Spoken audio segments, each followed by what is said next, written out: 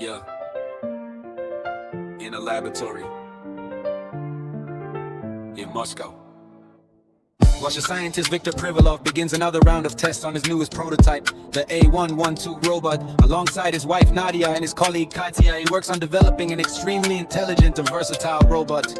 With the machine systems already up and running, they begin walking tests and are slightly frustrated by their invention stumbles and movement failures. Despite this, Victor continues his task, becoming increasingly discouraged when he notices that his robot cannot even control its strength, and for this reason ends up destroying several pieces of equipment, trying to prevent the man from giving up on the invention.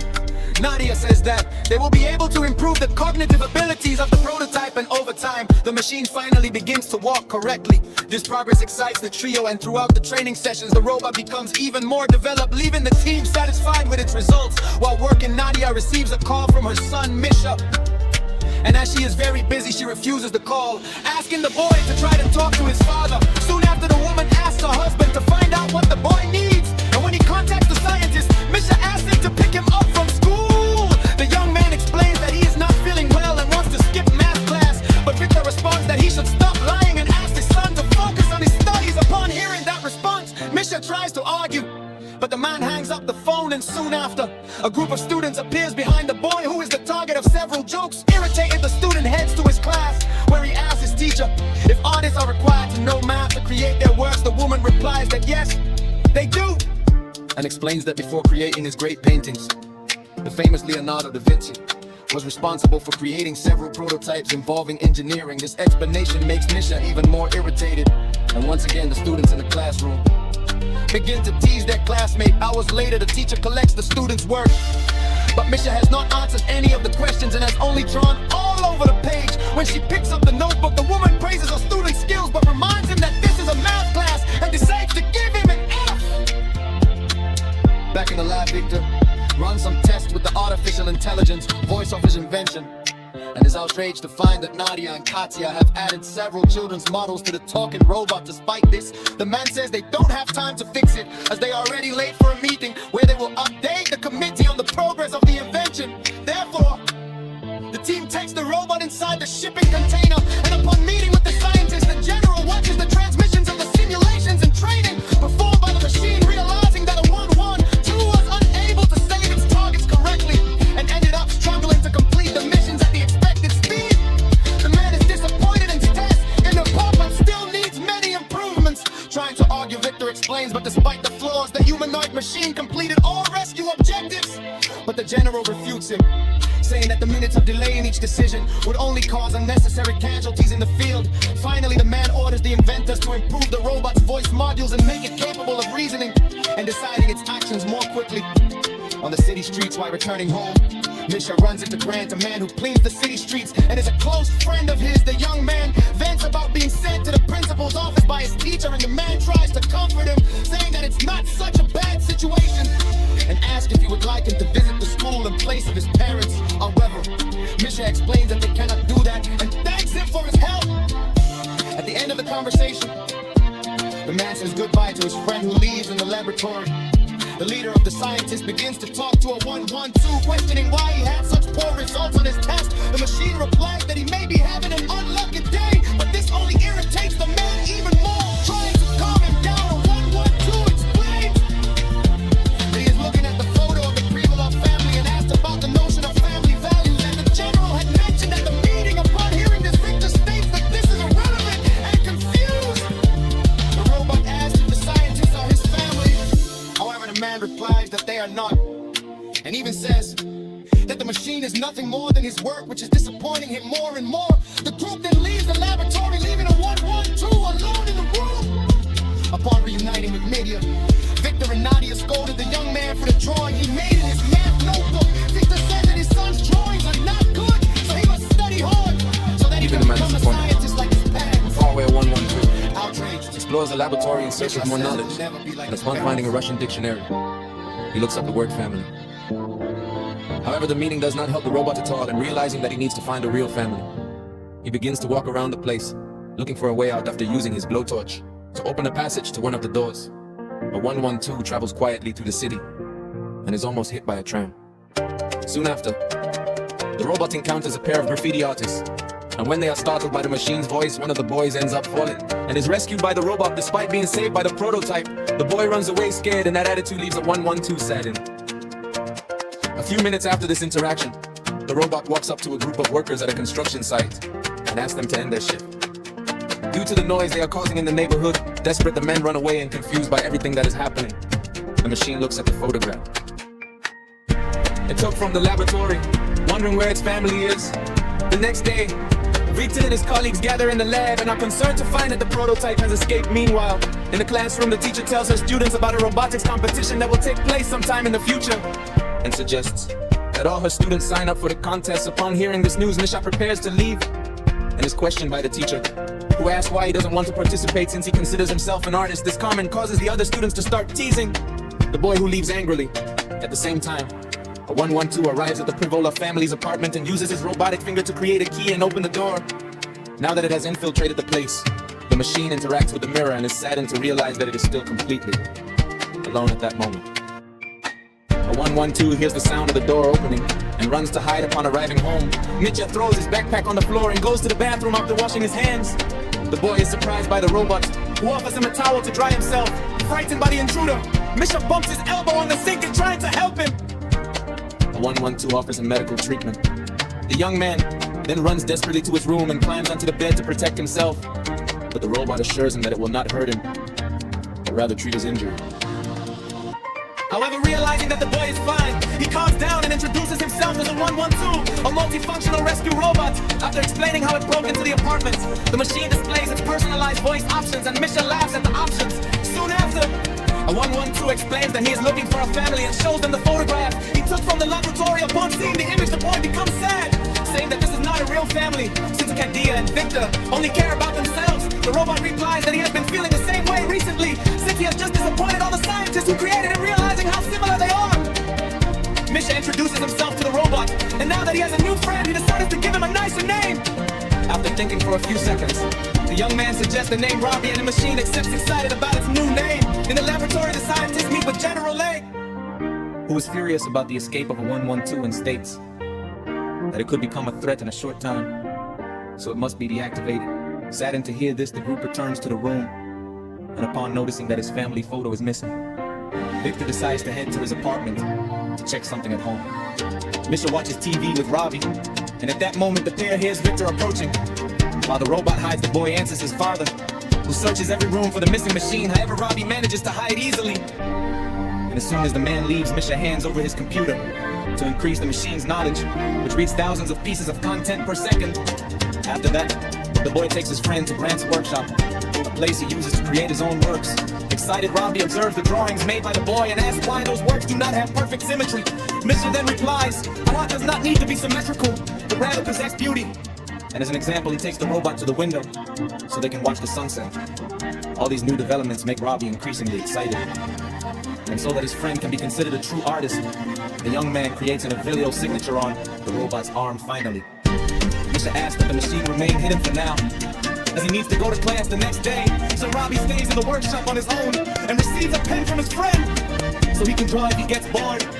Far away, General Leg listens to the report from the leader of the agents, who reveals that they have already searched a large area of Moscow, but a 112 has not yet been found. Realizing the danger of the situation, the man orders his soldiers to coordinate a search of the neighborhoods around the laboratory and issues an emergency alert to citizens, asking them to report any clues they may have about the robot's location. Hours later, Victor and Nadia have dinner with Misha, and noticing her husband's discouragement, she asked him what happened.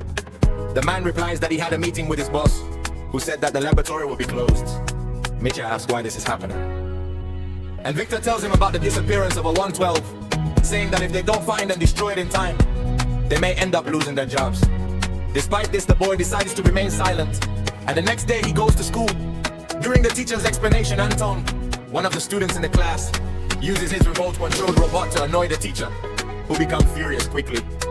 The boy throws his remote control at Misha, who ends up taking the blame and being expelled from the classroom before he can even say he didn't do anything. Soon after, during physical education class, the young artist hears the students talking about the missing robot And upon hearing the absurdities being said by Anton, he sets out to confront him. However, the student is not intimidated by this and mocks Misha, who tries to attack him in a state of rage. Thanks to this, the gym teacher rushes to break up the fight, and Misha, outraged, leaves heading for the workshop. Upon arriving at the location, the young man comes across Robbie playing cards with Grant and discovers that they have already become friends. And Grant mentions a forest that has had no visitors recently, as it has been affected by large fires. Upon hearing this, Misha suggests that Robbie try to deal with the fire, as this will prove that he wants to help humans with their problems. This idea excites the trio, but at that moment, a group of police officers knock on the workshop door, ordering Grant to open it immediately, trying to delay them. The man goes to the door and says he can't do that because he's too busy. However, the officers do not accept this answer and prepare to break in quickly. Misha and Robbie head for the terrace, and so they can escape. The robot carries his friend on his back, allowing him to use his jet propulsion to fly across the buildings. The police then report to headquarters that the other one too is carrying a human prisoner, and continue to pursue the target, who flees across the terraces of several buildings. Thanks to all that chasing, Misha ends up dropping his cell phone on the ground, and when she realizes they are about to be surrounded, Robbie decides to make an even bigger jump, managing to escape the authorities. Later, the news reports on the escape of the rebel robot, and Grant is interviewed by one of the journalists, who end up considering him a rescued hostage, freeing the man from any punishment by the authorities. At the same time, Robbie and Misha talk in the middle of a building under construction, and the boy says he is outraged by everything they are saying about his friend. The robot then replies that his difficulty in communicating ended up causing major problems during his tests, so it is possible that there is something wrong with him.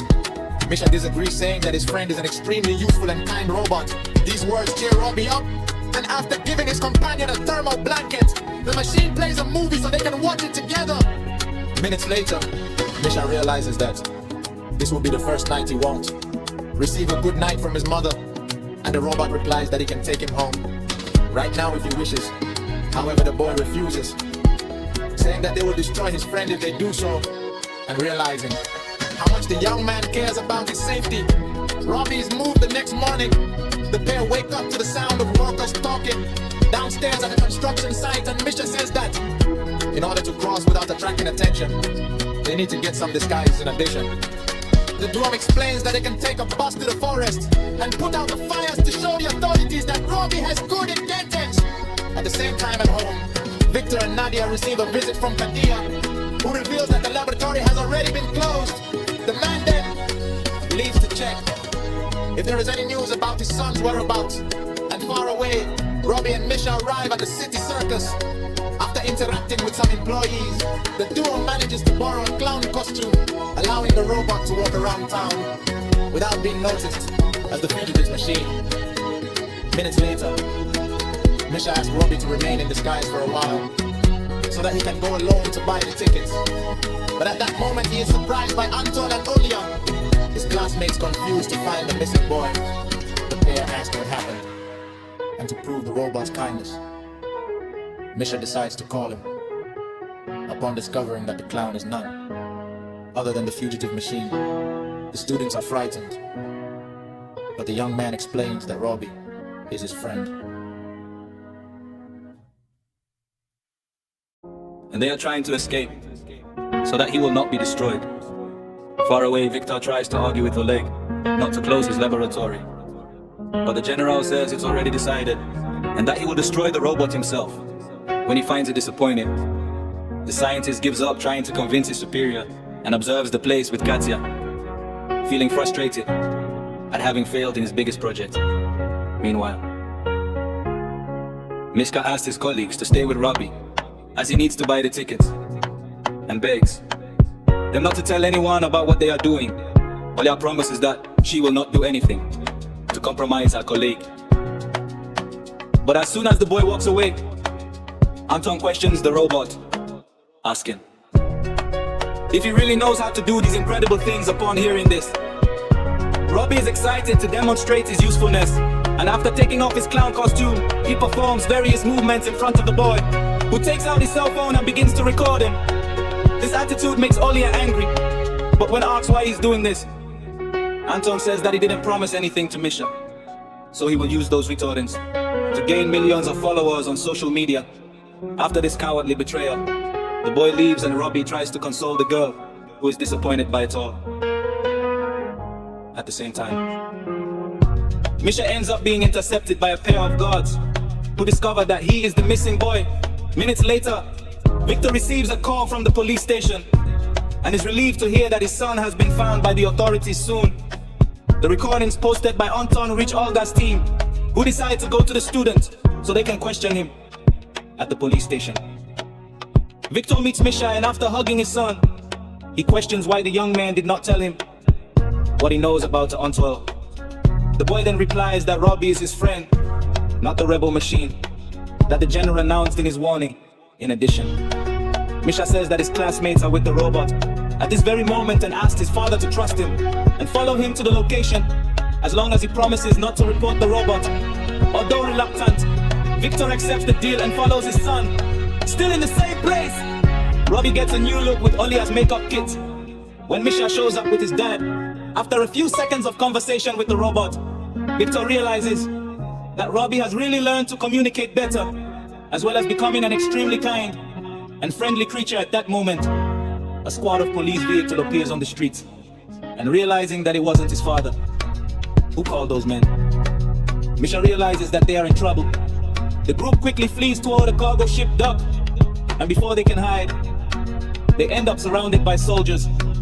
Wanting to end the situation once and for all, Oleg orders Victor to remove the children from near the robot so they can neutralize it with their electromagnetic weapon. However, the scientist refuses to do so, and the general decides to remove them by force. The soldiers then begin to approach to deal with the group who gathered to protect Robbie. At that moment, one of the containers being carried by the crane has its cable break, causing it to start falling toward the group. Noticing the object approaching, Robbie doesn't think twice and runs to hold the container by himself so he can protect his friends.